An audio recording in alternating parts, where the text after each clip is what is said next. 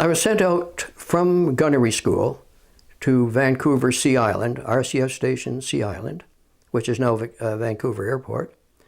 And initially went out and we were more or less used, they weren't quite sure what to do with us. Typical Air Force thing, that they trained a whole bunch of us and then found out they didn't have the advanced training ready. But anyway, I flew as co-pilot on a variety of airplanes, including the Canso, which is very, very basic.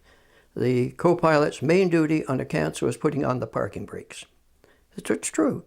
But anyway, after a while, they decided that we were going to stay there for a while. And we sent to the Flying Boat School, which was at Pat Bay Airport, Patricia Bay Airport, which is now Victoria Airport.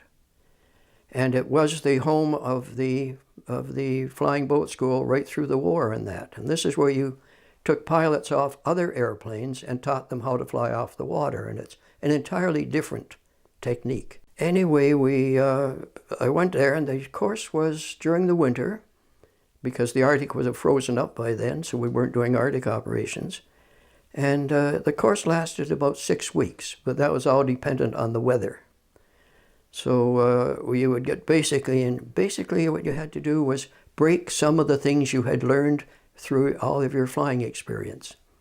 In the flying experience, when you were landing with a land plane, you wanted to slow it down so that it came onto the runway in a semi-stalled condition. You've heard of three-point landings, the old Spitfire technique, so it wasn't quite that.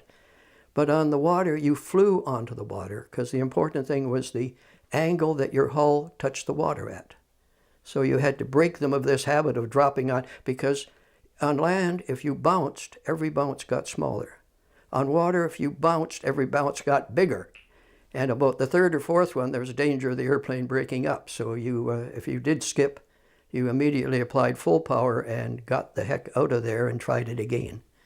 So the course was about 6 weeks.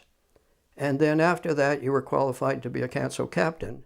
It didn't mean you were going to be a captain, but you could take over and you got your share of the landings and that sort of thing. And that was in 1953. Now, I'd been on the base for almost a year at the time doing other jobs on a variety of airplanes. But after that, I was on the Canso pretty much until about 1956.